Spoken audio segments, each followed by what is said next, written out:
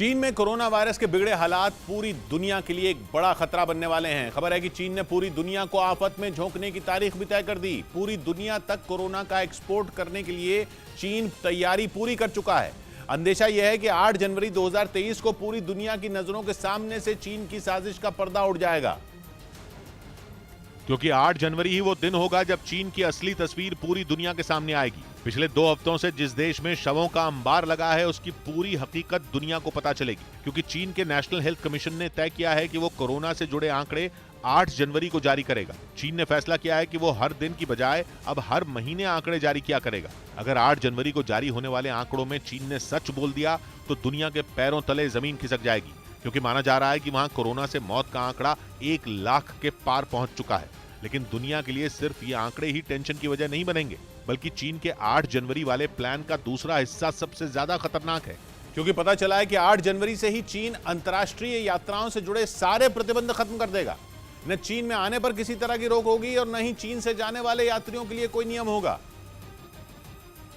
मतलब सब कुछ वैसा ही होगा जैसा कोरोना वायरस के आने से पहले हुआ करता था। 3 साल से चीन ने अपने देश के लोगों को किले जैसे घेरे में बंद किया हुआ था। चीन में ऐसे लोगों की गिनती लाखों में है जो दूसरे मुल्कों के नागरिक हैं और नौकरी के लिए चीन पहुंचे थे। इसके अलावा लाखों लोग ऐसे हैं जिनके परिवार चीन से बाहर रह रहे हैं, जबकि बहुत बड़ी गिनती विदेशों में काम करने वाले चीन के नागरिकों की भी है। बंदिशें खत्म होते ही अंतर्राष्ट्रीय यात्राएं इतने बड़े पैमाने पर होंगी जिसका अंदाजा भी लगाना आसान नहीं है। लेकिन चीन में फैले कोरोना वायरस के कारण ये यात्राएं पूरी दुनिया के लिए खतरनाक साबित हो सकती हैं। एक दिन पहले ही इटली पहुंची चीन की एक फ्लाइट के आधे यात्री कोरोना पॉजिटिव मिले थे, जिसके बाद इटली ने चीन के यात्रियों के लिए कोरोना का आरटी-पीसीआर टेस्ट जरूरी कर दिया था। चीन के यात्रियों पर ऐसी सख्ती अब तक 7 देश कर चुके हैं, लेकिन 8 जनवरी को जो होगा उसका अंदाजा भी लगाना मुश्किल है। दूसरी तरफ चीन के लोग हैं जिनके सब्र का बांध टूट चुका है और वो चीन की सरकार के नाकारापन से बुरी तरह परेशान हो चुके हैं।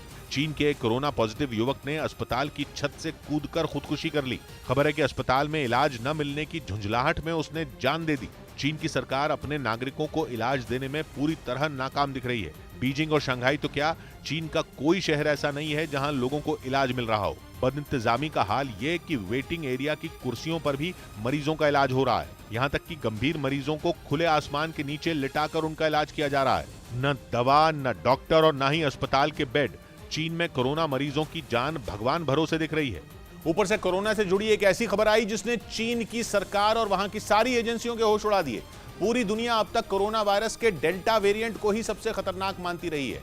पता चला है कि चीन में कोरोना का डेल्टा वेरिएंट भी तबाही की वजह बन रहा है, जिसका अंदाजा चीन के डॉक्टरों को कुछ मरीजों के सीटी स्कैन के बाद हुआ। मरीजों के सीटी स्कैन में फेफड़ों का बड़ा हिस्सा सफेद दिखने लगा। व्हाइट लंग्स को डेल्टा वेरिएंट का सबसे बड़ा लक्षण माना जाता है। फेफड़ों में सफेदी का मतलब है फेफड़ों में फैला संक्रमण। ऐसे मरीजों को सांस लेने में तकलीफ होती है और कई बार उन्हें ऑक्सीजन की जरूरत भी पड़ती है। डेल्टा वही वेरिएंट है जिसकी वजह से 2021 के मार्च और अप्रैल में भारत में कोरोना कहर बनकर टूटा था। खबर है कि चीन दुनिया से इस सच को छुपा रहा है कि वहां डेल्टा वेरिएंट फैल चुका है, क्योंकि डेल्टा वेरिएंट के फिर से सामने आने की खबर पूरी दुनिया की टेंशन बढ़ाएगी।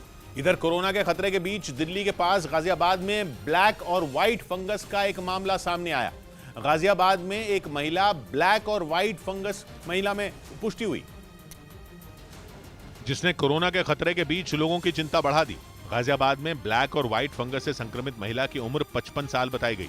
महिला के सैंपल इसी हफ्ते 24 दिसंबर को जांच के लिए भेजे गए थे और 27 दिसंबर को उसकी रिपोर्ट आई थी, जिसमें महिला ब्लैक और व्हाइट दोनों फंगस से संक्रमित पाई गई।